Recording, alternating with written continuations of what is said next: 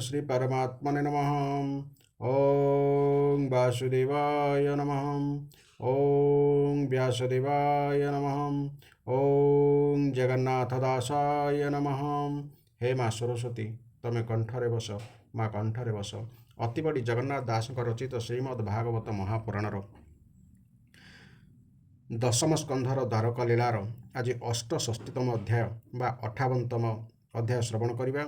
एही अध्याय श्रीकृष्ण सहित बाणासुर युद्ध कथा वर्णना करा जायछि। तो आसंतु वर्तमान एही अध्याय श्रवण करिबा। बाणासुरर बाहुछेद ता संगे जादवंक युद्ध आबर रुद्र जोर स्तुति 68 ए उकति।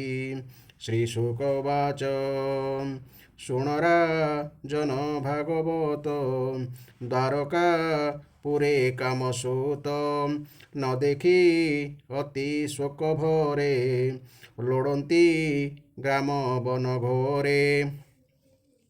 न देखी होइले निराश गलाब रसा 4 मास ब्रह्मानंदन एक दिने मिलिले द्वारका भुवने। राम गोविंद पासे बसी मुनिक हंती मंद हसी। शुण गोविंद हलधर तुम्भर पुत्रर कुमार शोणित पुरे कन्या छले बंधन निज कर्म फले। बलिर पुत्र बाणासुर दुर्जय दुष्ट दुराचार तारस हस्र भुज बले अजित ए महीमंडले। ईश्वर बरे भुज पाई ताहार तुले वीर नाही देखि डरंती सर्वजने अजेय ए 3 भुवने। एमंते कही कृष्ण आगे नारद गले शून्य मार्गे।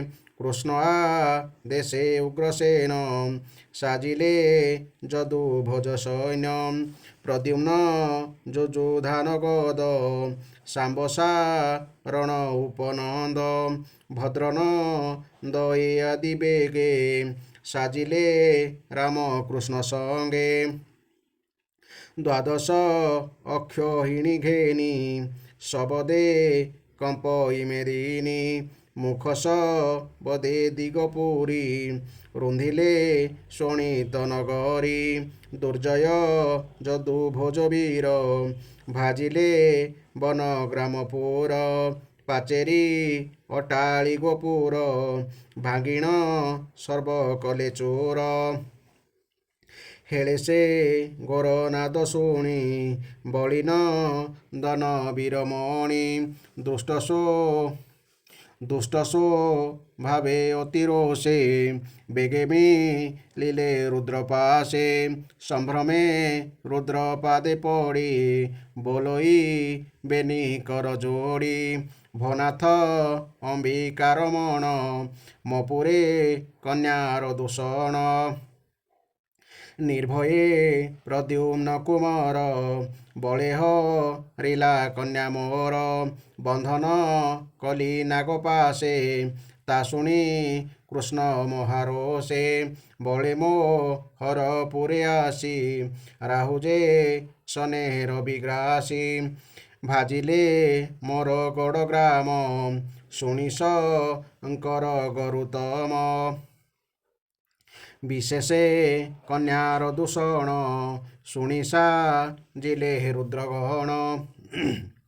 तक्षणे बलिर नंदन मिलिला आपना भुवन। कृष्णर बल परिमाणी साजी 12 अक्षहिणी संगते घेनी महावीर नगरु होइला बाहार। देखिता हार आगुसार तक्षणे मिलिले शंकर संगे कार्तिक गणपति आबर जेते सेनापति।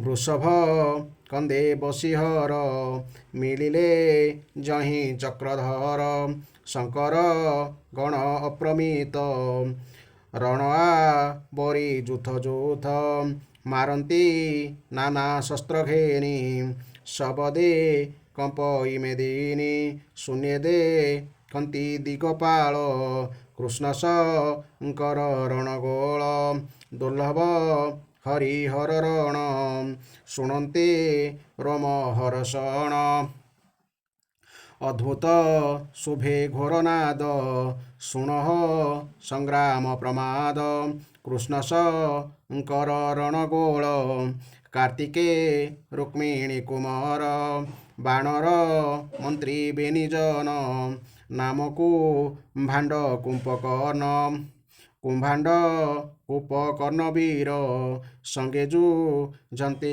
ହଳଧର ବାଣକୁ ମର ଶାମ୍ବ ବେନି ଯୁଦ୍ଧ କରନ୍ତି ଶସ୍ତ୍ର ଘେନି ସାତ୍ୟକୀ ବାଣ ତୁଲେ ରଣ କେ କହୁ ତାହାଙ୍କ ପ୍ରମାଣ ସହସ୍ର ଭୁଜେ ବେନି ଭୁଜ ଯେଣୁ ସାତ୍ୟକୀ ବିଷ୍ଣୁ ତେଜ ଦେଖିଅ ଅଦ୍ଭୁତ ଘର ରଣ ଶୂନ୍ୟ ମିଳିଲେ ଦେବଗଣ ବ୍ରହ୍ମାଙ୍କ ତୁଲେ ଆଖଣ୍ଡଳ ସିଦ୍ଧ ଚାରଣ ଦିଗପାଳ ଗନ୍ଧର୍ବ ଅପସରାଜକ୍ଷ ବିମାନେ ମିଳିଲେ ପ୍ରତ୍ୟକ୍ଷ ଗୋବିନ୍ଦ ଦେଖି ରୁଦ୍ରଗଣ ନିଜକୁ ଦଣ୍ଡେ ଦେଲେ ଗୁଣ ଭୂତ ପ୍ରମଥ ଗୁହ୍ୟଗଣ ଗ୍ରହଡ଼ା କିନି ଜାତୁଧାନ ବେତାଳ ଆଦି ବିନାୟକ କୋଟରା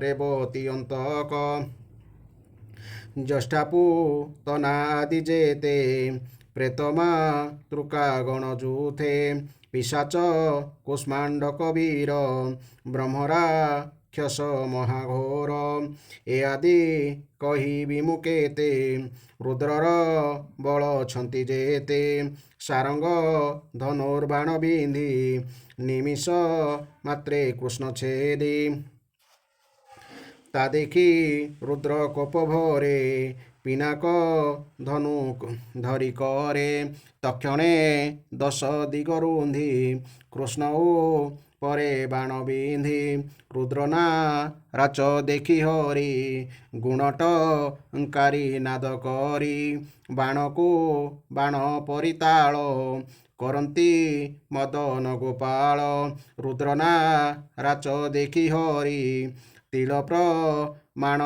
ଛେଦି କରି ଲୀଳା ମାତ୍ରକେ ବାଣ ଗଲା ତା ଦେଖି ରୁଦ୍ର କୋପ କଲା ଦହିବା ପ୍ରାୟ ତିନି ପୁର ଗୁଣେବ ସାଇ ବ୍ରହ୍ମସର ଆକର୍ଣ୍ଣ ଯାଏ ଟାଣି ଗୁଣ ଦେଖିହ ସନ୍ତି ନାରାୟଣ ବ୍ରହ୍ମସ୍ତ୍ରରେ ତାହା ଛେଦି ପର୍ବତ ବାଣ ରୁଦ୍ର ବିନ୍ଧି ବଜ୍ର ପ୍ରହାରୀ ଯଦୁନାଥ ରୁଦ୍ର ଶସ୍ତ୍ରକୁ କଲେ ହତ ହରପେ ଚିଲେ ମେଘମାଳ ପବନ ସରେ ନନ୍ଦବାଳ ମେଘସ ମୁହେ ବେଗେନାଶେ ଶଙ୍କର ଅନଳ ବରସେ ଗୋବିନ୍ଦ ଜଳ ବୃଷ୍ଟି କରି ତକ୍ଷଣେ ଅନଳ ନିବାରେ ଦେଖି ଶଙ୍କର କୋପଚିତ ବେଗେ ବିନ୍ଧିଲେ ପାଶୁପତ କୃଷ୍ଣ ପେଶିଲେ ଚକ୍ର ବେଗେ ପଡ଼ିଲା ପାଶୁପତ ଅଙ୍ଗେ ତକ୍ଷଣେ କଲା ଭସ୍ମାସାର ଯୁଦ୍ଧ ଦେଖନ୍ତି ସବୁ ନର ରୁଦ୍ର ଶରୀରେ ଗୋପୀନାଥ ଜୃମ୍ଭଣ ଶସ୍ତ୍ର କଲେ ଘାତ ଜୃମ୍ଭଣ ଅର୍ଥାତ୍ ହାଇ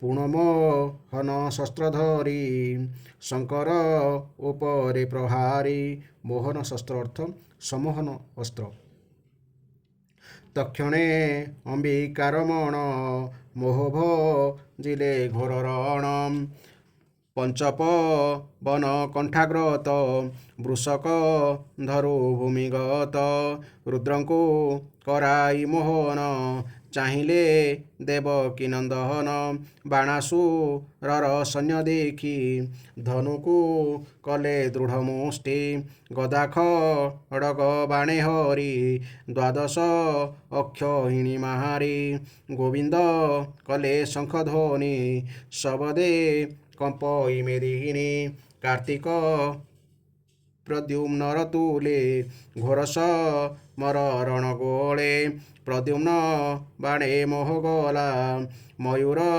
ଘେନେ ପଳାଇଲା କୁମ୍ଭାଣ୍ଡ କୂପ କର୍ଣ୍ଣବେନି ରାମର ତୁଲେ ଧନୁ ଘେନି ଯୁଦ୍ଧ କରନ୍ତି ଗୁରୁତର ଦେଖି ପିଲେ ହଳଧର ମୁଷଳ ଘେନି ବେଗେ ପିଟି ପଡ଼ିଲେ ବେନି ବୀର ଲୋଟି ଅଧିକ ଯେତେ ବୀର ଥିଲେ ସମର ଛାଡ଼ି ପଳାଇଲେ ସାତ୍ୟକୀ ତୁଲେ ବାଣାସୁର ନିବିଡ଼େ କରନ୍ତେ ସମହର ଦେଖଇ ନିଜ ସୈନ୍ୟ ନାହିଁ ସମ୍ଭ୍ରମେ ଦଶ ଦିଗ ଚାହିଁ ତା ଦେଖି ବଳିର କୁମର କୋପବ ଶିଲା ଗୁରୁତର ସାତ୍ୟକୀ ତୁଲେ ରଣ ଛାଡ଼ି ଧାଇଁଲା ରଣଭୂମି ମାଡ଼ି କୃଷ୍ଣ ନିକଟେ ରଥ ନେଇ ନିଜ ଧନୁରେ ଗୁଣ ଦେଇ ଆକର୍ଷି ଧନୁ 500 ଅସୁର ବଳ ପ୍ରମିତ ଗୁଣକେ ବେନି ବେନି ବାଣ କୋପେ ବିନ୍ଧିଲା ଗରୁଟାଣ ରଣଦୁର୍ମଦ ଅତି ଖରେ ବିନ୍ଧିଲା ଗୋବିନ୍ଦ ଉପରେ ଦେଖି ତାହାର ବାଣ ବୃଷ୍ଟି ଗୋବିନ୍ଦ କଲେ ଦୃଢ଼ ମୁଷ୍ଟି ଏକଶ ଧାନେ ଦେବରାଜ ବିନ୍ଧିଲେ ସହସ୍ରୀ ନାରାଚ ଶରର ମୁଖେ ଶର ବାଜି ଅସୁର ବାଣ ଗଲା ଭାଜି ତକ୍ଷଣେ ତିନି ଶର ବିନ୍ଧି ଅଶ୍ୱସାରଥୀ ରଥ ଛେଦି ବାଣ ହୋଇଲା ଭୂମିପାଦ ଗୋବିନ୍ଦ କଲେ ଶଙ୍ଖନାଦ ତାର ଜନନୀ ପୁରେ ଥିଲା ପୁତ୍ରର ମରଣ ଜାଣିଲା ସିଦ୍ଧ ଯୋଗିନୀ ସେ ଯୁକତେ ସଂଗ୍ରାମେ ମିଳିଲା ତୁରିତେ କୃଷ୍ଣର ସମ୍ମୁଖେ ମିଳିଲା ଅତି ବିରୂପ ପ୍ରକାଶିଲା କେଶମୁ କୋଳା ମୁଣ୍ଡେ ଚାଲେ ବସ୍ତ୍ର ପଡ଼ିଲା ଫିଟି ତଳେ ବିବସ୍ତ୍ର ଦେଖି ତା ଶରୀର ବିଷ୍ଣୁ ସୁମରି ଗଦାଧର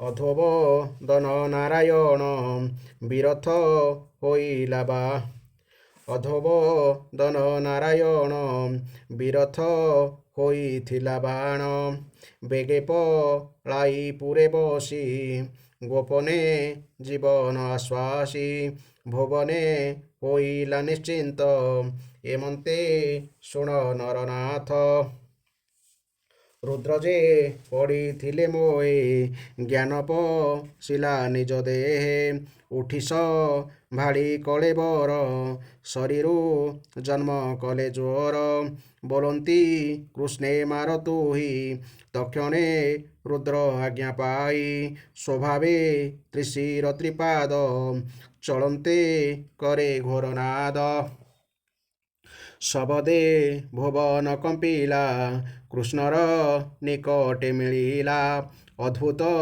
ଦେଖି ତା ସ୍ୱରୂପ ଅଳପ ହାସେ ପଦ୍ମମୁଖ କୃଷ୍ଣ ଦେଶେ ବିଷ୍ଣୁ ଜୋର ଶରୀରୁ ହୋଇଲା ବାହାର ଏବେନି ଜ୍ୱର ଏକ ମେଳେ ସ୍ୱର୍ଗେ ଦେଖନ୍ତି ଦିଗପାଳେ କୋପେଜୁ ଯନ୍ତି ବେନି ଜ୍ୱର ଶବଦେ କମ୍ପେ ତିନି ପୁର ବଜ୍ରସ ବଦେ ଘୋର ନାଦେ ସମର କଲେ ବାଉଯୋଧେ ବିଷ୍ଣୁର ଜ୍ୱର ମହାଘୋର ଦେଖିଭା ଜିଲା ଶିବ ଜୋର ପଳାଇ ଗଲା ଅନ୍ତରିକ୍ଷେ ଗୋଡ଼ାଏ ବିଷ୍ଣୁ ଜ୍ୱର ପଛେ ଭ୍ରମିଲା ଦଶ ଦିଗ ତ୍ରାସେ କେହି ନ ହିଲେ ତା ବିଶ୍ୱାସେ ଚଉଦ ଭୁବନେ ପଶିଲା, ଶରଣ କେହି ନ ରଖିଲା।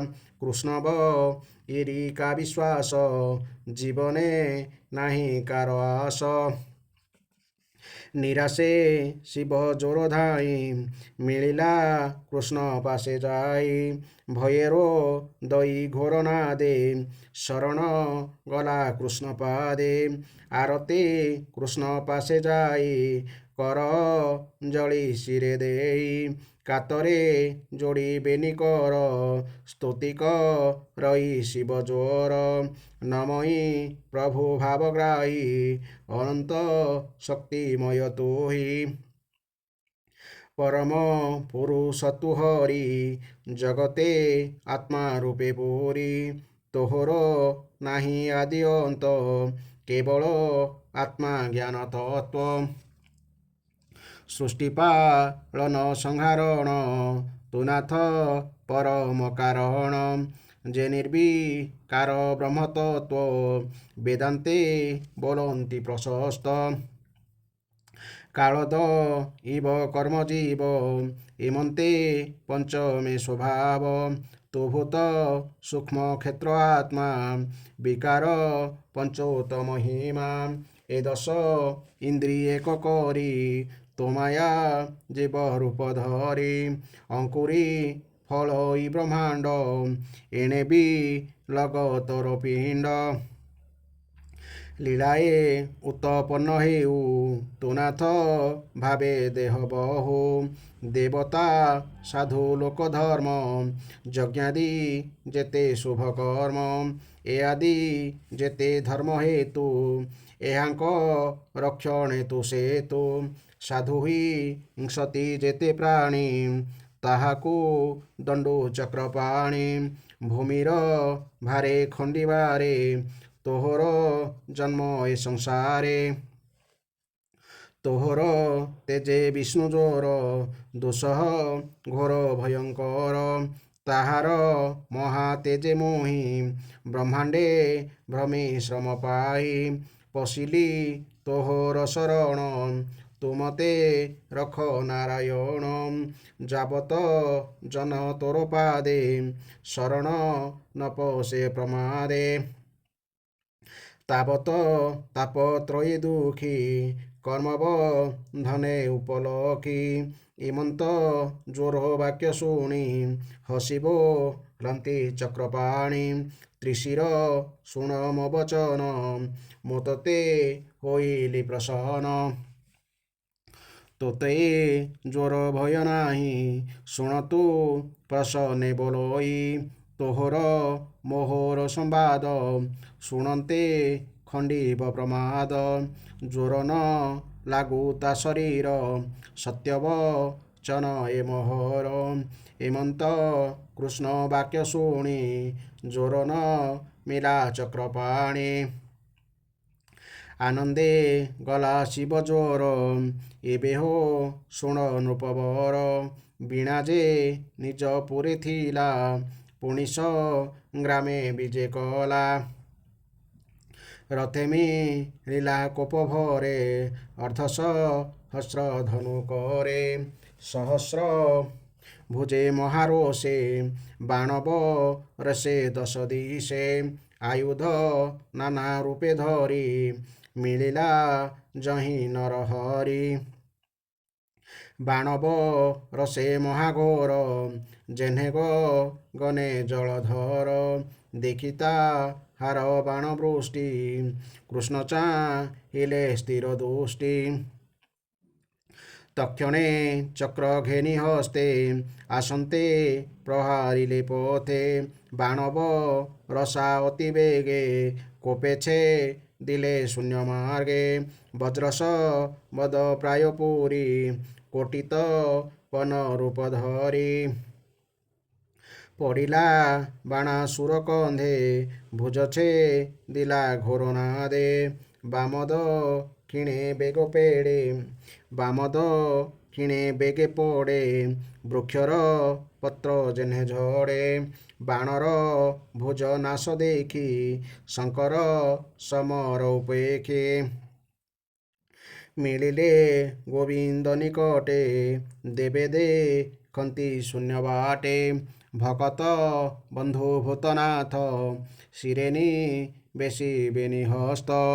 ବୋଲନ୍ତି ଚକ୍ରାୟୁଧ ଚାହିଁ ତୁ ନାଥ ନହୁଁ ଭୂତ ଦେହି। ତୁ ବ୍ରହ୍ମ ପୁରୁଷ ପୁରାଣ ତୁ ନାଥ ପରମ କାରଣ। ପରମ ଜ୍ୟୋତି ରୂପ ତୋର ଚର୍ମଲୋଚନେ ଅଗୋଚର। ନିର୍ମଳ ଆତ୍ମା ଯୋଗୀ ଜନେ ତୋତେ ଭଜନ୍ତି ସୁଧ ମନେ। ତୁ ଆତ୍ମା ରୂପେ ସର୍ବଦେହେ ତୋତେ ଦେଖନ୍ତି ଶୂନ୍ୟମୟେ। ତୋହର ନାଭି ଅନ୍ତରୀକ୍ଷ ବଦନ ଅନଳ ପ୍ରତ୍ୟକ୍ଷ। ଆପତୋ ହର ରେତ ସାର ଗଗନ ଘେନି ତୋର ଶିର। ଦିଗ ଯେ ତୋହର ଶ୍ରବଣ ମେଦିନୀ ତୋହର ଚରଣ। ତୋହର ମନ ନିଶାକର ସୂର୍ଯ୍ୟ ତୋ ନୟନ ବାହାର। ମୁଁ ତୋର ଆତ୍ମାର ନିକଟ ସାତ ସମୁଦ୍ର ତୋର ପେଟ। ତୋହର ଭୁଜ ଆଖଣ୍ଡଳ ତୋ ତନୁ ରୋମ ତରୁମାଳ। ଜିମୁତ ଗଣେ ତୋର କେଶ ବିରଞ୍ଚି ତୋ ବୁଦ୍ଧି ପ୍ରକାଶ। ତୋର ବୃଷଣ ପ୍ରଜାପତି ଏଣୁକେ ଜାଣେ ତୋର ଗତି। ଧର୍ମ ତୋ ହୃଦୟ ପ୍ରକାଶ ଏଣୁ ତୁ ବିରାଟ ପୁରୁଷ। ଜଗତେ ତୋର ଅବତାର ଧର୍ମର କ୍ଷଣେ ଚକ୍ରଧର। ଜଗତ ହିତେ ତୋର ଦେହି ତୋ ମାୟା ନ ଜାଣନ୍ତି କେହି। ତୋ ଅନୁଭବ ଆମ୍ଭେ ପାଇ ଏ ସପ୍ତଭୁବନ ଭିଆଇ। ସୃଷ୍ଟି ପାଳନ ସଂହାରଣ ତୋହର ଆଜ୍ଞା ପରମାଣ। ଆଦି ପୁରୁଷ ଏକ ତୋହି ଦ୍ୱିତୀୟ ଭାବ ତୋର ନାହିଁ। ଜ୍ଞାନ ପ୍ରକାଶ ଶୁଦ୍ଧ ଜ୍ୟୋତି ହେତୁ ହେତୁ ତୃଷିପତି। ପ୍ରକାଶ ହେଉ ଯଥାବିଧି ତୋ ମାୟା ସକଳେ ପ୍ରସିଦ୍ଧି। ସୂର୍ଯ୍ୟର ତହୁଁ ଛାୟା ଜାତ ଛାୟା ପ୍ରକାଶେ ଛାୟାକାନ୍ତ। ଛାୟାର ମଧ୍ୟେ ନାନା ରୂପ ତେସନେ ତୋର ମାୟା କଳ୍ପ। ତ୍ରିଗୁଣେ ନହୁ ତୁ ବିକାଶ ରବି ଯେ ସନେ ସ୍ୱପ୍ରକାଶ। ଆତ୍ମା ପ୍ରକାଶେ ଗୁଣ ନାଶେ ଆଦିତ୍ୟ ଯେ ସନେ ଆକାଶେ। ଅର୍ଥାତ୍ ଆଦିତ୍ୟ ଯେସନେ ଆକାଶେ ଆତ୍ମପ୍ରକାଶେ ଗୁଣନାଶେ ଆଦିତ୍ୟ ଯେସନେ ଆକାଶରେ ଅର୍ଥାତ୍ ସୂର୍ଯ୍ୟ ଯେପରି ନିଜଠାରୁ ଉତ୍ପନ୍ନ ମେଘ ବା ଛାୟା ଦ୍ୱାରା ଆବୃତ ହୋଇ ମଧ୍ୟ ସେହି ମେଘକୁ ଓ ବିଭିନ୍ନ ପଦାର୍ଥର ରୂପକୁ ପ୍ରକାଶିତ କରେ, ତୁମେ ସେହିପରି ସ୍ୱୟଂ ପ୍ରକାଶ ହୋଇଥିଲେ ହିଁ ଗୁଣଗୁଡ଼ିକ ଦ୍ୱାରା ଆବୃତ ହେଲା ପରି ଜଣାପଡ଼େ ତଥା ସମସ୍ତ ଗୁଣ ଓ ଗୁଣାଭିମାନୀ ଜୀବମାନଙ୍କୁ ପ୍ରକାଶିତ କର। ତୁ ନାଥ ନିତ୍ୟ ଶୁଦ୍ଧ ଜ୍ଞାନ ମହାମହିମ ଭଗବାନ। ତୋର ମାୟାରେ ବୁଦ୍ଧିନାଶୀ ଜୀବର ଗଳେ ମୋହପାଶୀ। ସୂତକ ରତ୍ର ଗୃହଧନେ ବନ୍ଧନ ତୋହର ବଚନେ। ଦୁଃଖ ସାଗରେ ମୂଢ଼ମତି ମୋଡ଼ନ୍ତି ପୁଣ ଉଠୁଥାନ୍ତି। ଏମନ୍ତେ କରୁଥାନ୍ତି କେଳି ତୋର ମାୟାରେ ବନମାଳି। ମନୁଷ୍ୟ ଦେହ ପଦ୍ମନାଭ ଯେ ଦେହ ଦେବଙ୍କୁ ଦୁର୍ଲଭ। ସେ ଦେହ ପାଇ ଜ୍ଞାନ ହାରି ତୋତେ ନ ଜାଣେ ନରହରି। ଭାବେ ତୋ ଚରଣ ନ ସଞ୍ଚେ ସେ ଦୁଃଖୀ ନିଜ ଆତ୍ମା ବଞ୍ଚେ। ଆତ୍ମା ବଞ୍ଚେ ଅର୍ଥାତ୍ ଆତ୍ମାକୁ ଠକେ। ଆତ୍ମା ଈଶ୍ୱର ପ୍ରିୟ ତୁହି ସେ ପ୍ରାଣୀ ତୋତେ ପାଶୋରୋହି। ଇନ୍ଦ୍ରିୟ ଅର୍ଥେ ବିପରୀତ ହସ୍ତରୁ ପକାଇ ଅମୃତ। ବିଷଭ ଖଇ ସ୍ୱାଦୁମଣି ତୋ ମାୟା ଗୁଣେ ଚକ୍ରମାଣି। ମୁହିଁ ବି ରଞ୍ଚି ମୁନି ଦେବା ନିର୍ମଳ ଚିତ୍ତେ ତୋତେ ସେବା। କରୁ ସଂସାରେ ଦେହ ବହି ଜୀବର ଇଷ୍ଟଦାତା ତୋହି। ସ୍ଥିତି ପ୍ରକାଶ ଅନ୍ତ ହେତୁ ସମପ୍ରଶାନ୍ତ ଆତ୍ମାକେତୁ। ଆତ୍ମାକେତୁ ଅର୍ଥାତ୍ ଆତ୍ମାର ଆଧାର ବା ଆଶ୍ରୟ। ଆତ୍ମା ଦେବତା ଯେ ଅନେକ, ତତହୁଁ ନାହିଁ ଅନ୍ୟ ଏକ। ତୁ ଏ ଜଗତ ମିତ୍ର ହେତୁ, ଜନ୍ମ ମରଣ ବନ୍ଧ ସେତୁ। ତୋତେ ଭଜିଲେ ନରହରି, ଏ ମାୟା ଭ୍ରମରୁ ନିସ୍ତରି। ଏ ବାଣାସୁର ଭକ୍ତ ମୋର, ପ୍ରିୟ ସୁହୃଦ ଅନୁଚର। ଏହାର ତପେ ତୋଷ ହୋଇ, ଅଭୟ ଦେଇଅଛି ମୁହିଁ। ସେବର ପ୍ରତିପାଳ ତୁହି, ମୋହର ଭାବେ ତୋଷ ହୋଇ। ଅସୁର ପୁତ୍ର ପ୍ରହ୍ଲାଦ, ବଞ୍ଚିଲା ଅନେକ ପ୍ରମାଦ। ତୋର ପ୍ରସାଦେ ଭାବଗ୍ରାହୀ, ମୋର ସେବକ ରଖ ତୁହି। ଏମନ୍ତ ରୁଦ୍ର ବାକ୍ୟ ଶୁଣି, ହସି ବୋଲନ୍ତି ଚକ୍ରପାଣି। ଭୋ ଦେବ ତୋହର ବଚନ, ଅବଶ୍ୟ କରିବି ପାଳନ। ଯେମନ୍ତ ଆଜ୍ଞା ଦେବୁ ମୋତେ, କରିବି ତୋର ଅନୁମତେ। ଏ ମୋର ହସ୍ତେ ନ ମରଇ, ଭଲେ ଜାଣଇ ଏହା ମୋହି। ମୋର ଭକତ ପ୍ରହ୍ଲାଦ, ତାରେ ନ ଲାଗେ ପରମାଦ। ତାରକୁ ମର ବିରୋଚନ, ବଳି ତାହାର ବୀର୍ଯ୍ୟ ଜନ୍ମ। ବଳିର ପୁତ୍ର ବାଣାସୁର, ଏଣୁ ଏ ଅବଧ୍ୟ ମୋହର। ପ୍ରହ୍ଲାଦର ବଂଶ ଯେଣୁ, ଏହାକୁ ନ ମାରିବି ତେଣୁ। ପୂର୍ବେ ମୁଁ ବର ଅଛି ଦେଇ, ତୋ ବଂଶ ନ ମାରିବି ମୋହି।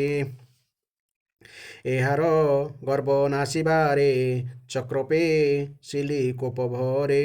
ସହସ୍ର ଭୁଜ ଛେଦି କରି, ଦ୍ୱାଦଶ ଅକ୍ଷହିଣୀ ମାରି। ଭୋଜ ସହିତେ ଭୂମି ଭାର, ବିନାଶ ଅର୍ଥେ ଅବତାର। ଏବେ ମୁଁ କଲି ଦେବ କାର୍ଯ୍ୟ, ଥାଉ ଏହାର ଚାରି ଭୁଜ। ଅଜରା ମୋର ପ୍ରାଣ ହେଉ, ତୋର ସେବକ ସୁଖେ ଥାଉ। ଅଭୟ ହେଉ ଏ ଅସୁର, ଏମନ୍ତେ କୃଷ୍ଣ ଦେଲେ ବର। ଏମନ୍ତ କୃଷ୍ଣ ବାକ୍ୟ ଶୁଣି, ଅସୁର ନାମେ ଚକ୍ରପାଣି। ବାଜଇ ନାନା ରୂପେ ବାଦ୍ୟ, ରଥେ ବସାଇ ଅନିରୁଦ୍ଧ। କନ୍ୟା ସହିତେ ବଳି ବଳା, କୃଷ୍ଣେ ସମୀପେ ଆଣିଦେଲା। ଯାଦବ ବଳ ମଧ୍ୟେ ହରି, ବର କନ୍ୟାଙ୍କୁ ରଥେ ଭରି। ରୁଦ୍ରଙ୍କୁ କରି ନମସ୍କାର, ଦ୍ୱାରକା ବିଜେ ଦାମୋଦର। କୃଷ୍ଣ ବିଜୟେ ନିଜ ପୁରୀ, ଅଧିକେ ଅଳଙ୍କୃତ କରି। ତୋରଣ ବାନ୍ଧି ଉଚ୍ଚ ବୃକ୍ଷେ, ମାର୍ଜନା କଲେ ଦାଣ୍ଡରାକ୍ଷେ ଅର୍ଥାତ୍ ବା ଦାଣ୍ଡ ରାସ୍ତା।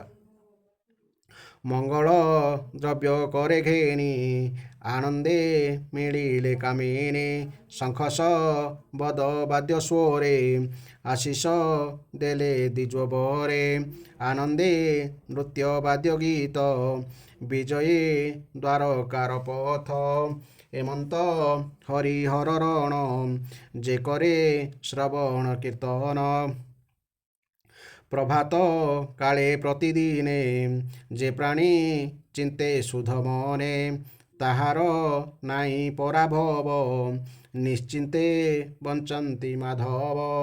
କହିଲା ବିପ୍ର ଜଗନ୍ନାଥ, ସୁଜନ ହିତେ ଭାଗବତ। କୃଷ୍ଣ ମଙ୍ଗଳ ଶୁଦ୍ଧ ବାଣୀ, ଶୁଣି ସଂସାରୁତ୍ତର ପ୍ରାଣୀ। ଇତି ଶ୍ରୀମଦ୍ଭାଗବତେ ମହାପୁରାଣେ ପରମହଂସ୍ୟାଂ ସଂହିତାୟାଂ ଦଶମ ସ୍କନ୍ଧେ ହରିହର ଯୁଦ୍ଧ ବାଣାସୁର ସଂଗ୍ରାମେ ଶ୍ରୀକୃଷ୍ଣ ବିଜୟ ନାମ ଅଷ୍ଟଷଷ୍ଟିତମ ଅଧ୍ୟାୟ। ବର୍ତ୍ତମାନ ଏହି ଅଧ୍ୟାୟର ଆମେ ବ୍ୟାଖ୍ୟା ଶୁଣିବା। ଶ୍ରୀ ଶୁକଦେବ କହିଚାଲିଲେ, ହେ ପରୀକ୍ଷିତ, ଏପଟେ ଅନିରୁଦ୍ଧକୁ ଦେଖିବାକୁ ନ ପାଇ ତାଙ୍କର ଘର ଲୋକେ ଓ ଭାଇବନ୍ଧୁ ପ୍ରଭୃତି ବହୁତ ଖୋଜାଖୋଜି କଲେ। ବର୍ଷା 4 ମାସ ବିତିଗଲା, ତଥାପି ଅନିରୁଦ୍ଧଙ୍କର କୌଣସି ପତ୍ତା ମିଳିଲା ନାହିଁ। ତାଙ୍କ ଘର ଲୋକେ ଏହି ଘଟଣାରେ ଅତ୍ୟନ୍ତ ଚିନ୍ତିତ ହୋଇ ପଡ଼ିଥାନ୍ତି। ଦିନେ ନାରଦ ଆସି ଅନୁରୁଦ୍ଧ କିପରି ଶୋଣିତପୁର ଗଲେ, ସେଠାରେ କିପରି ବାଣାସୁରର ସୈନ୍ୟମାନଙ୍କୁ ହରାଇଦେଲେ ଏବଂ ବର୍ତ୍ତମାନ କିପରି ନାଗପାଶରେ ବନ୍ଧା ହୋଇ ଅଛନ୍ତି, ଏ ସମସ୍ତ ସମାଚାର ଶୁଣାଇଦେଲେ। ତାହା ଶୁଣି ଶ୍ରୀକୃଷ୍ଣଙ୍କୁ ହିଁ ନିଜର ଆରାଧ୍ୟ ଦେବ ବୋଲି ମାନୁଥିବା ଯଦୁବଂଶୀମାନେ ଶୋଣିତପୁର ଆକ୍ରମଣ କରିବାକୁ ବାହାରି ପଡ଼ିଲେ। ଶ୍ରୀକୃଷ୍ଣ ଓ ବଳରାମଙ୍କ ସହିତ ସେମାନଙ୍କର ଅନୁଗାମୀ ପ୍ରଦ୍ୟୁମ୍ନ, ସାତ୍ୟକୀ, ଗଦ, ଶାମ୍ବ, ସାରଣ, ନନ୍ଦ, ଉପନନ୍ଦ, ଭଦ୍ର ଆଦି ବୀରମାନେ 12 ଅକ୍ଷୌହିଣୀ ସୈନ୍ୟ ଧରି ଯାଇ ବାଣାସୁରର ରାଜଧାନୀ ଘେରାଉ କରିଦେଲେ। ଯଦୁବଂଶୀ ସେନା ତା ନଗରରେ ଉଦ୍ୟାନ, ପ୍ରାଚୀର, ଗମ୍ବୁଜ, ଅଟ୍ଟାଳିକା ତଥା ସିଂହଦ୍ୱାରକୁ ଭଙ୍ଗାରୁଜା କରିବାରେ ଲାଗିଗଲେଣି ଦେଖି ବାଣାସୁର ଭୀଷଣ ରାଗିଗଲା। ସେ ମଧ୍ୟ 12 ଅକ୍ଷୌହିଣୀ ସୈନ୍ୟ ଧରି ନିଜ ଗଡ଼ରୁ ବାହାରି ଆସିଲା। ବାଣାସୁର ପକ୍ଷରୁ ସାକ୍ଷାତ ଭଗବାନ ଶିବ ବୃଷଭରାଜ ନନ୍ଦୀ ପିଠିରେ ବସି ପୁତ୍ର କାର୍ତ୍ତିକେୟ ଓ ଗଣମାନଙ୍କ ସହିତ ରଣଭୂମିରେ ଚାଲି ଆସିଲେ ଏବଂ ଶ୍ରୀକୃଷ୍ଣ ଓ ବଳରାମଙ୍କ ସହିତ ଯୁଦ୍ଧ ଆରମ୍ଭ କରିଦେଲେ। ହେ ପରୀକ୍ଷିତ, ସେହି ଯୁଦ୍ଧ ଏତେ ଅଦ୍ଭୁତ ଓ ଭୟଙ୍କର ହେଲା ଯେ ଦେଖୁଥିବା ଲୋକମାନଙ୍କର ଲୋମ ଟାଙ୍କୁରି ଉଠିଲା। ଭଗବାନ ଶ୍ରୀକୃଷ୍ଣଙ୍କ ସହିତ ଶିବ ଏବଂ ପ୍ରଦ୍ୟୁମ୍ନଙ୍କ ସହିତ କାର୍ତ୍ତିକେୟ ସଂଗ୍ରାମ କଲେ। ବଳରାମଙ୍କ ସହିତ କୁମ୍ଭାଣ୍ଡ ଓ କୁମ୍ଭକର୍ଣ୍ଣ ଲଢ଼ିଲେ। ବାଣାସୁରର ପୁଅ ସହିତ ଶାମ୍ବ ସ୍ୱୟଂ ବାଣାସୁର ସହିତ ସାତ୍ୟକୀ ଯୁଦ୍ଧ କଲେ। ଯୁଦ୍ଧ ଦେଖିବାକୁ ବ୍ରହ୍ମା ଆଦି ବଡ଼ ବଡ଼ ଦେବତା, ମୁନି ଋଷି, ସିଦ୍ଧ, ଚାରଣ, ଗନ୍ଧର୍ବ, ଅପ୍ସରା ଏବଂ ଯକ୍ଷମାନେ ନିଜ ନିଜ ବିମାନରେ ଆସି ଆକାଶ ମାର୍ଗରେ ରୁଣ୍ଡ ହୋଇଗଲେ। ଭଗବାନ ଶ୍ରୀକୃଷ୍ଣ ସାର୍ଙ୍ଗ ଧନୁରେ ତୀକ୍ଷ୍ଣ ଶରମାନ ମାରି ଶିବଙ୍କର ଭୂତ, ପ୍ରେତ, ପ୍ରମଥ, ଗୁହ୍ୟକ, ଡାକିନୀ, ଜାତୁଧାନ, ବେତାଳ, ବିନାୟକ, ମାତୃଗୁଣ, ପିଶାଚ, କୁଷ୍ମାଣ୍ଡ ଓ ବ୍ରହ୍ମରାକ୍ଷସ ଆଦିଙ୍କୁ ନୟାନ୍ତ କରିଦେଲେ। ପିନାକ ପାଣି ଶଙ୍କର ମଧ୍ୟ ଭଗବାନ ଶ୍ରୀକୃଷ୍ଣଙ୍କ ଉପରକୁ ନାନା ପ୍ରକାର ଅଗଣିତ ଅସ୍ତ୍ରଶସ୍ତ୍ର ପ୍ରୟୋଗ କଲେ। କିନ୍ତୁ ଶ୍ରୀକୃଷ୍ଣ କୌଣସି ପ୍ରକାର ବିଚଳିତ ନ ହୋଇ ପାଲଟା ଶାସ୍ତ୍ରାସ୍ତ୍ର ମାରି ସେସବୁକୁ ଅକାମୀ କରିଦେଲେ। ଭଗବାନ ଶ୍ରୀକୃଷ୍ଣ ବ୍ରହ୍ମାସ୍ତ୍ରକୁ ବ୍ରହ୍ମାସ୍ତ୍ର ଦ୍ୱାରା, ବାୟବ୍ୟାସ୍ତ୍ରକୁ ପର୍ବତାସ୍ତ୍ର ଦ୍ୱାରା, ଆଗ୍ନେୟାସ୍ତ୍ରକୁ ପର୍ଜନ୍ୟାସ୍ତ୍ର ଦ୍ୱାରା ଏବଂ ପାଶୁପତ୍ରାସ୍ତ୍ରକୁ ନାରାୟଣାସ୍ତ୍ର ଦ୍ୱାରା ଅକାମୀ କରିଦେଲେ। ତାପରେ ସେ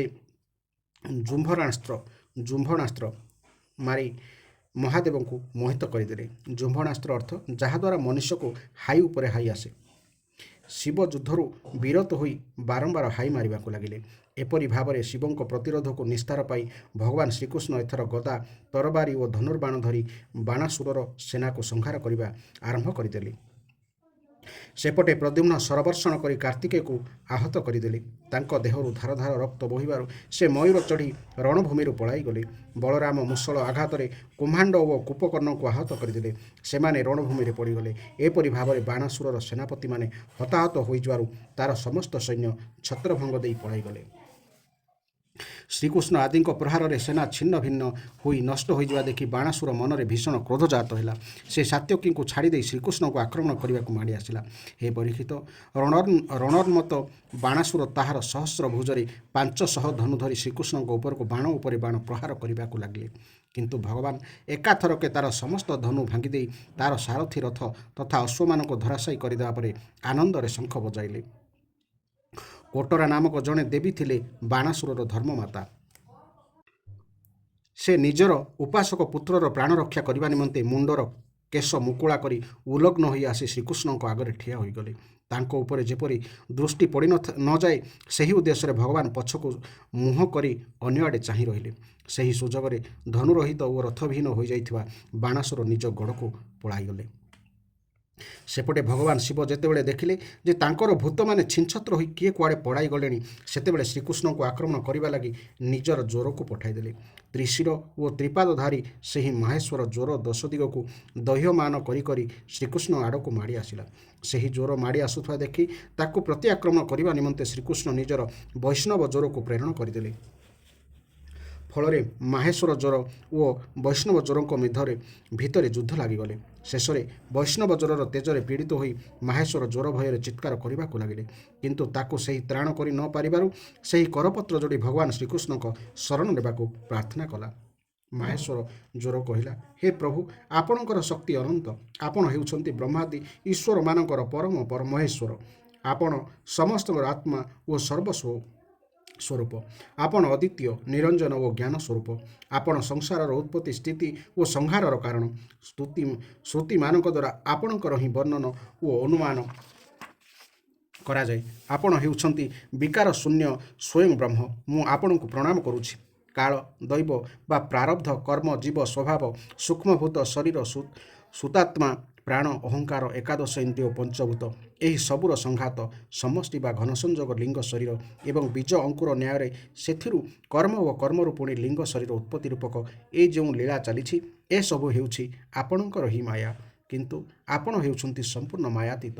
ଆପଣଙ୍କର ଶରଣାଗତ ହେଲେ ଏହି ମାୟା କଟିଯାଏ। ତେଣୁ ମୁଁ ଆପଣଙ୍କୁ ଶରଣ ଗ୍ରହଣ କରୁଛି। ହେ ପ୍ରଭୁ, ଆପଣ ଲୀଳାଛଳରେ ଅନେକ ରୂପ ଧାରଣ କରନ୍ତି ଏବଂ ଦେବତା ଓ ସାଧୁଙ୍କ ତଥା ଲୋକ ମର୍ଯ୍ୟାଦାକୁ ପାଳନ କରନ୍ତି। ତା ସହିତ ଆପଣ କୁମାର୍ଗଗାମୀ ତଥା ହିଂସ୍ର ଅସୁରମାନଙ୍କୁ ସଂହାର ମଧ୍ୟ କରନ୍ତି। ପୃଥିବୀର ଭାର ଲାଘବ କରିବା ନିମନ୍ତେ ଆପଣ ହିଁ ଅବତାର ନିଅନ୍ତି। ହେ ପ୍ରଭୁ, ଆପଣଙ୍କର ଶାନ୍ତ, ଉଗ୍ର ଓ ଅତ୍ୟନ୍ତ ଭୟାନକ ଦୁଃସହ ତେଜସ୍ୱୀ ଜ୍ୱରରେ ମୁଁ ଅତ୍ୟନ୍ତ ସନ୍ତପ୍ତ ହେଉଛି। ହେ ଭଗବାନ, ଦେହଧାରୀ ଜୀବମାନେ ଯେ ପର୍ଯ୍ୟନ୍ତ ଆଶାର ଜାଲରେ ବାନ୍ଧି ହୋଇ ରହିଥିବାରୁ ଆପଣଙ୍କ ଚରଣ କମଳ ଶରଣ ଗ୍ରହଣ କରିପାରନ୍ତି ନାହିଁ, ସେ ପର୍ଯ୍ୟନ୍ତ ସେମାନଙ୍କର ତାପ ସନ୍ତାପ ରହିଥାଏ। ଭଗବାନ ଶ୍ରୀକୃଷ୍ଣ କହିଲେ, ହେ ତ୍ରିଶିର, ମୁଁ ତୁମ ଉପରେ ପ୍ରସନ୍ନ ହେଲି। ଏଥର ତୁମେ ମୋ ଜ୍ୱରର ଆକ୍ରମଣରୁ ନିର୍ଭୟ ହୋଇଯାଏ। ଜଗତରେ ଯେ କେହି ଆମ ଦୁଇ ଜଣଙ୍କର ଏହି ସମ୍ବାଦ ସ୍ମରଣ କରିବ, ତାର ତୁମ ପ୍ରତି କୌଣସି ଭୟ ରହିବ ନାହିଁ। ଶ୍ରୀ ଶୁକଦେବ କହିଚାଲେ, ଭଗବାନ ଶ୍ରୀକୃଷ୍ଣ ଏପରି କହିବାରୁ ମାହେଶ୍ୱର ଜ୍ୱର ତାଙ୍କୁ ପ୍ରଣାମ କରି ଫେରିଗଲା। ଏ ଭିତରେ ରଥରେ ଆରୂଢ଼ ହୋଇ ବାଣାସୁର ଶ୍ରୀକୃଷ୍ଣ ସହିତ ଯୁଦ୍ଧ କରିବାକୁ ପୁଣି ଆସି ପହଞ୍ଚିଗଲା। ହେ ପରୀକ୍ଷିତ, ବାଣାସୁର ତାର ସହସ୍ର ଭୁଜରେ ନାନା ପ୍ରକାର ଶସ୍ତ୍ର ଧରିଥାଏ। ତେଣୁ ଅତ୍ୟନ୍ତ କ୍ରୋଧ ପରବଶ ହୋଇ ସେ ଚକ୍ରପାଣିକୁ ଭଗବାନଙ୍କ ଉପରେ ବାଣ ବର୍ଷଣ କରିବାକୁ ଲାଗିଲା। ବାଣାସୁର ଏପରି ବାଣ ବୃଷ୍ଟି କରିବାର ଦେଖି ଭଗବାନ ଶ୍ରୀକୃଷ୍ଣ ତୀକ୍ଷ୍ଣଧାର ଚକ୍ରରେ ତାର ଭୁଜଗୁଡ଼ିକ ଗଛର ଛୋଟ ଛୋଟ ଡାଳକୁ କାଟିବା ପରି କାଟିବା ଆରମ୍ଭ କରିଦେଲେ। ବାଣାସୁରର ଭୁଜଗୁଡ଼ିକ ଏପରି କଟାଯାଉଥିବା ଦେଖି ଭକ୍ତବତ୍ସଳ ଭଗବାନ ଶିବ ଚକ୍ରଧାରୀ ଭଗବାନ ଶ୍ରୀକୃଷ୍ଣଙ୍କ ନିକଟକୁ ଆସି ସ୍ତୁତି କଲେ। ହେ ପ୍ରଭୁ, ଆପଣ ହେଉଛନ୍ତି ବେଦମନ୍ତ୍ରମାନଙ୍କର ତାତ୍ପର୍ଯ୍ୟ ରୂପରେ ପ୍ରଚ୍ଛନ୍ନ ହୋଇ ରହିଥିବା ପରମ ଜ୍ୟୋତି ସ୍ୱରୂପ ପରମବ୍ରହ୍ମ। ଶୁଦ୍ଧ ହୃଦୟ ମହାତ୍ମାଗଣ ଆପଣଙ୍କର ଆକାଶ ସର୍ବବ୍ୟାପକ ନିର୍ବିକାର ସ୍ୱରୂପର ସାକ୍ଷାତକାର କରିଥାନ୍ତି। ଆକାଶ ହେଉଛି ଆପଣଙ୍କର ନାଭି, ଅଗ୍ନି ଆପଣଙ୍କର ମୁଖ, ଜଳ ଆପଣଙ୍କର ବୀର୍ଯ୍ୟ, ସ୍ୱର୍ଗ ଆପଣଙ୍କର ଶିର, ଦିଗମାନେ ଆପଣଙ୍କର କର୍ଣ୍ଣ, ପୃଥିବୀ ହେଉଛି ଆପଣଙ୍କର ଚରଣ, ଚନ୍ଦ୍ରମା ହେଉଛି ଆପଣଙ୍କର ମନ, ସୂର୍ଯ୍ୟ ହେଉଛି ଆପଣଙ୍କର ନେତ୍ର ଏବଂ ମୁଁ ଶିବ ହେଉଛି ଆପଣଙ୍କର ଅହଙ୍କାର। ସମୁଦ୍ର ହେଉଛି ଆପଣଙ୍କର ଉଦର, ଇନ୍ଦ୍ରମାନଙ୍କର ଭୁଜ, ଧନ୍ୟାଦି ତୃଣ ହେଉଛି ଆପଣଙ୍କର ଲୋମ, ଧନ ଆଦି ତୃଣ ହେଉଛି ଆପଣଙ୍କର ଲୋମ, ମେଘ ଆପଣଙ୍କର କେଶ, ବ୍ରହ୍ମା ବୁଦ୍ଧି, ପ୍ରଜାପତି ଆପଣଙ୍କର ଲିଙ୍ଗ ଓ ଧର୍ମ ଆପଣଙ୍କର ହୃଦୟ। ଏପରି ଭାବରେ ସମସ୍ତ ଲୋକ ଓ ଲୋକାନ୍ତର ସହିତ ଯାହାଙ୍କର ଶରୀରରେ ବିଭିନ୍ନ ଅଙ୍ଗକୁ ତୁଳନା କରାଯାଇ ଆପଣ ହେଉଛନ୍ତି ସେହି ପରମ ପୁରୁଷ। ହେ ଅଖଣ୍ଡ ଜ୍ୟୋତି ସ୍ୱରୂପ ପରତ୍ମାନ, ଆପଣଙ୍କର ଏହି ଅବତାର ଧର୍ମର ସୁରକ୍ଷା ଓ ସଂସାରର ଅଭିବୃଦ୍ଧି ନିମନ୍ତେ ହୋଇଛି। ଆମେ ସମସ୍ତେ ଆପଣଙ୍କ ପ୍ରଭାବ ଦ୍ୱାରା ପ୍ରଭାବିତ ହୋଇ ସପ୍ତଭୁବନ ପାଳନ କରୁଛୁ। ଆପଣ ହେଉଛନ୍ତି ସଜାତୀୟ, ବିଜାତୀୟ ଓ ସ୍ୱର୍ଗତ ଭେଦରୁ ରହିତ ଅଦ୍ୱିତୀୟ ଆଦି ପୁରୁଷ। ଆପଣ ମାୟାକୃତ ଜାଗ୍ରତ, ସ୍ୱପ୍ନ ଓ ସୁଷୁପ୍ତି ଅବସ୍ଥାରେ ସାକ୍ଷୀ ରୂପେ ରହନ୍ତି ତଥା ଆପଣ ଏସବୁର ଅତୀତ ତୁରୀୟ ତତ୍ତ୍ୱ ମଧ୍ୟ ଅଟନ୍ତି। ଆପଣ ହେଉଛନ୍ତି ସ୍ୱୟଂପ୍ରଭ, ଅଦ୍ୱିତୀୟ ଓ ଆଦି ପୁରୁଷ। ଆପଣ ସବୁରି କାରଣ, କିନ୍ତୁ ଆପଣଙ୍କର କୌଣସି କାରଣ ନାହିଁ। ଆପଣ ସବୁରି ନିୟନ୍ତା। ଏପରି ହୋଇ ମଧ୍ୟ ତିନି ଗୁଣର ବିଭିନ୍ନ ବିଷମତାକୁ ପ୍ରକାଶିତ କରିବା ନିମନ୍ତେ ଆପଣ ହିଁ ନିଜ ମାୟା ଦ୍ୱାରା ଦେବତା, ପଶୁ, ପକ୍ଷୀ, ମନୁଷ୍ୟ ଆଦିଙ୍କୁ ସୃଷ୍ଟି କରି ସେହିସବୁ ଭିନ୍ନ ଭିନ୍ନ ରୂପରେ ପ୍ରକାଶିତ ହୁଅନ୍ତି। ହେ ପ୍ରଭୁ, ସୂର୍ଯ୍ୟ ଯେପରି ନିଜର ଛାୟା ମେଘ ଦ୍ୱାରା ଢାଙ୍କି ହୋଇଯାଆନ୍ତି ଏବଂ ସେହି ମେଘକୁ ଓ ବିଭିନ୍ନ ରୂପକୁ ପ୍ରକାଶିତ ଆଲୋକିତ କରନ୍ତି, ଠିକ୍ ସେହିପରି ଆପଣ ସ୍ୱୟଂ ପ୍ରକାଶ, ସ୍ୱୟଂପ୍ରଭ ହୋଇ ମଧ୍ୟ ଗୁଣ ଦ୍ୱାରା ଆବୃତ ହୋଇଗଲା ପରି ବୋଧ ହୁଅନ୍ତି ଏବଂ ସମସ୍ତ ଗୁଣ ତଥା ଗୁଣାଭିମାନୀ ଜୀବମାନଙ୍କୁ ପ୍ରକାଶିତ କରନ୍ତି। ବାସ୍ତବରେ ଆପଣ ହେଉଛନ୍ତି ଅନନ୍ତ। ହେ ଭଗବାନ, ଆପଣଙ୍କ ମାୟାରେ ମୋହିତ ହୋଇ ଲୋକେ ସ୍ତ୍ରୀ, ପୁତ୍ର, ଦେହ, କେହ ଆଦି ପ୍ରତି ଆସକ୍ତ ହୋଇଯାଆନ୍ତି ଏବଂ ପରିମାଣତଃ ଅପାର ଦୁଃଖ ସାଗରରେ ଉବୁଟୁବୁ ହୁଅନ୍ତି। ପ୍ରାଣୀମାନଙ୍କୁ ଆପଣ ଅତ୍ୟନ୍ତ କୃପା କରି ମନୁଷ୍ୟ ଶରୀର ଦେଇଛନ୍ତି। ଯେଉଁ ମନୁଷ୍ୟ ଏପରି ଶରୀର ପାଇ ମଧ୍ୟ ନିଜର ଇନ୍ଦ୍ରିୟମାନଙ୍କୁ ବଶରେ ରଖେ ନାହିଁ ଏବଂ ଆପଣଙ୍କ ପାଦ ପଙ୍କଜରେ ଆଶ୍ରୟ ନିଏ ନାହିଁ, ତାର ଜୀବନ ଅତ୍ୟନ୍ତ ଶୋଚନୀୟ। ସେ ବାସ୍ତବରେ ନିଜେ ହିଁ ନିଜକୁ ଠକେ। ହେ ପ୍ରଭୁ, ଆପଣ ହେଉଛନ୍ତି ସମସ୍ତ ପ୍ରାଣୀଙ୍କର ଆତ୍ମା, ସବୁରି ପ୍ରିୟତମ ଈଶ୍ୱର। ଯେ ଆପଣଙ୍କୁ ଛାଡ଼ି ଅନାତ୍ମ, ଦୁଃଖରୂପ ଓ ତୁଚ୍ଛ ବିଷୟ ଭୋଗରେ ସୁଖ ଅଛି ଭାବି ବିଷୟ ପଛରେ ଧାଇଁ ସେହି ମୂର୍ଖ ଜାଣନ୍ତୁ, ଅମୃତ ଛାଡ଼ିଦେଇ ବିଷପାନ କରି ମୁଁ ବ୍ରହ୍ମା, ସକଳ ଦେବତା ଏବଂ ସବୁ ବିଶୁଦ୍ଧ ଚିତ୍ତ ମୁନି ଋଷି ଆମେ ସମସ୍ତେ ହେଉଛି ସକଳ ପ୍ରକାରେ ଓ ସର୍ବାତ୍ମ ଭାବରେ ଆପଣଙ୍କର ଶରଣାଗତ। କାରଣ ଆପଣ ହିଁ ଆମର ଆତ୍ମା, ପ୍ରିୟତମ ଓ ଈଶ୍ୱର। ଆପଣ ହିଁ ଜଗତର ଉତ୍ପତ୍ତି, ସ୍ଥିତି ଓ ପ୍ରଳୟର କାରଣ। ଆପଣ ହେଉଛନ୍ତି ସମସ୍ତଙ୍କର ଅତି ସମ, ପରମ ଶାନ୍ତ, ସମସ୍ତଙ୍କ ସୁହୃଦ, ଆତ୍ମା ଓ ଇଷ୍ଟଦେବ। ଆପଣ ଏକ ଓ ଅଦ୍ୱିତୀୟ ଏବଂ ଜଗତର ଆଧାର ତଥା ଅଧିଷ୍ଠାନ। ହେ ପ୍ରଭୁ, ସଂସାରରୁ ମୁକ୍ତ ହେବା ନିମନ୍ତେ ଆମେ ସମସ୍ତେ ଆପଣଙ୍କୁ ଭଜନ କରୁଛୁ। ହେ ଦେବ, ଏହି ବାଣଶୂର ହେଉଛି ମୋର ପରମ ପ୍ରିୟ କୃପାପାତ୍ର ଓ ସେବକ। ମୁଁ ଏହାକୁ ଅଭୟ ଦାନ କରିଛି। ହେ ପ୍ରଭୁ, ଏହାର ପ୍ରପିତାମହ ପ୍ରହ୍ଲାଦକୁ ଯେପରି ଆପଣ କୃପା ପ୍ରସାଦ ପ୍ରଦାନ କରିଥିଲେ, ଏହାକୁ ମଧ୍ୟ ସେହିପରି କୃପା ପ୍ରସାଦ ଦ୍ୱାରା ଅନୁଗ୍ରହିତ କରନ୍ତୁ। ଭଗବାନ ଶ୍ରୀକୃଷ୍ଣ କହିଲେ, ଭଗବାନ, ଆପଣଙ୍କ କଥା ମାନି ଆପଣଙ୍କର ଇଚ୍ଛା ଅନୁଯାୟୀ ମୁଁ ଏହାକୁ ନିର୍ଭୟ କରିଦେଉଛି। ଆପଣ ବାଣାସୁର ବିଷୟରେ ଯାହା ନିର୍ଦ୍ଧାରିତ କରିଛନ୍ତି, ମୁଁ ତାହାକୁ ଅନୁମୋଦନ କରୁଛି। ମୁଁ ଜାଣେ ଯେ ବାଣାସୁର ହେଉଛି ବିରୋଚନ, ପ୍ରହ୍ଲାଦଙ୍କ ପୁତ୍ରର ନାତି। ଯେହେତୁ ମୁଁ ପ୍ରହ୍ଲାଦକୁ ବର ଦେଇଛି ଯେ ମୁଁ ତାଙ୍କ ବଂଶର କୌଣସି ଦୈତ୍ୟକୁ ବଧ କରିବି ନାହିଁ, ତେଣୁ ମୁଁ ଏହାକୁ ବଧ କରୁନାହିଁ। ଏହାର ଗର୍ବ ଚୂର୍ଣ୍ଣ କରିଦେବା ନିମନ୍ତେ ହିଁ ମୁଁ ଏହାର ଭୁଜଗୁଡ଼ିକୁ କାଟିଦେଲି। ଏହାର ବିଶାଳ ସୈନ୍ୟବାହିନୀ ପୃଥିବୀ ନିମନ୍ତେ ଏକ ବିରାଟ ବୋଝ ହୋଇ ରହିଥିଲା, ତେଣୁ ମୁଁ ସେହି ସେନାକୁ ସଂହାର କରିଦେଲି। ବର୍ତ୍ତମାନ ଏହାର 4ଟି ଭୁଜ କଟିନାହିଁ, ଏତକ ରହିଲା। ଏହି ଦୈତ୍ୟ ବାଣାସୁର ଅଜର ଅମର ହୋଇ ରହିବ। ଏ ଆପଣଙ୍କ ପାର୍ଷଦମାନଙ୍କର ମୁଖ୍ୟ ହୋଇ ରହିବ। ଏଥର ଏହାର ଆଉ କାହା ପ୍ରତି ଭୟ ରହିବ ନାହିଁ। ଶ୍ରୀକୃଷ୍ଣଙ୍କଠାରୁ ଏପରି ଅଭୟଦାନ ପାଇ ବାଣାସୁର ତାଙ୍କ ପାଖକୁ ଆସିଲା ଏବଂ ତଳେ ମଥା ଲଗାଇ ତାଙ୍କୁ ପ୍ରଣାମ କରିବା ପରେ ଅନିରୁଦ୍ଧଙ୍କୁ ଉଷା ସହିତ ରଥରେ ବସାଇ ଭଗବାନଙ୍କ ନିକଟକୁ ନେଇ ଆସିଲା। ତାହାପରେ ମହାଦେବଙ୍କର ସମତେ ନେଇ ବସ୍ତ୍ର ଅଳଙ୍କାର ଭୂଷିତା ଉଷା ଓ ଅନିରୁଦ୍ଧଙ୍କୁ ଏକ ଅକ୍ଷୟଣୀ ସେନା ସହିତ ଆଗରେ ପଠାଇ ପଛରେ ନିଜେ ଶ୍ରୀକୃଷ୍ଣ ଦ୍ୱାରକା ପ୍ରସ୍ଥାନ କଲେ। ଶ୍ରୀକୃଷ୍ଣ ଆଦିଙ୍କ ଶୁଭାଗମନ ହେଉଛି ଶୁଣି ଦ୍ୱାରକାରେ ସାଜସଜ୍ଜା ଆରମ୍ଭ ହୋଇଗଲା। ନଗରରେ କୋଣେ କୋଣେ ପତାକା ଓ ତୋରଣ ବାନ୍ଧି ଦିଆଗଲା। ବଡ଼ ବଡ଼ ସଡ଼କ ଛକ ସ୍ଥାନମାନଙ୍କରେ ଚନ୍ଦନ ମିଶ୍ରିତ ସୁଗନ୍ଧ ଜଳ ଛିଞ୍ଚାଗଲା। ନଗରର ନାଗରିକ, ବନ୍ଧୁବାନ୍ଧବ ତଥା ବ୍ରାହ୍ମଣମାନେ ଆଗେଇ ଆସି ଭଗବାନଙ୍କୁ ସ୍ୱାଗତ କରି ପାଛୋଟି ନେଲେ। ସେତେବେଳେ ଶଙ୍ଖ, ନାଗରା ଓ ଢୋଲ ଆଦି ବାଦ୍ୟର ତୁମୁଳ ଧ୍ୱନିରେ ନଗର କମ୍ପି ଉଠିଲା। ଏପରି ଭାବରେ ଭଗବାନ ଶ୍ରୀକୃଷ୍ଣ ନିଜ ରାଜଧାନୀରେ ପ୍ରବେଶ କଲେ। ହେ ପରୀକ୍ଷିତ, ଯେଉଁ ଲୋକ ପ୍ରାତଃକାଳରେ ଉଠି ଶିବଙ୍କ ସହିତ ଭଗବାନ ଶ୍ରୀକୃଷ୍ଣଙ୍କ ଯୁଦ୍ଧ ଏବଂ ଶ୍ରୀକୃଷ୍ଣଙ୍କର ବିଜୟ ଗାଥା ସ୍ମରଣ କରିବ, ତାର କେଉଁଠି ପରାଜୟ ଘଟିବ ନା। ଏହି ଥିଲା ଏହି ଅଧ୍ୟାୟର ପଦ୍ୟାନ୍ତରୀ ଏବଂ ବ୍ୟାଖ୍ୟା।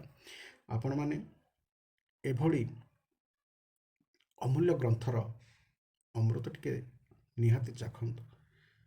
ମନରେ ଖୁସି, ଚିତ୍ତ ଆହ୍ଲାଦ ହେବା ପାଇଁ କେବଳ ଶାସ୍ତ୍ର ହିଁ ଏକମାତ୍ର ମାଧ୍ୟମ। ତେଣୁ ଯେତେ କର୍ମଜଞ୍ଜାଳରେ ପଡ଼ିଥାନ୍ତୁ ପଛେ ଥରେ ନିହାତି ଭାଗବତ ମହାପୁରାଣ ଏବଂ ଶ୍ରୀମଦ୍ ଭାଗବତ ଗୀତା ଥରେ ଅଧ୍ୟୟନ କରନ୍ତୁ। ଜୟ ଜଗନ୍ନାଥ, ଜୟ ଜଗନ୍ନାଥ, ଜୟ ଜଗନ୍ନାଥ।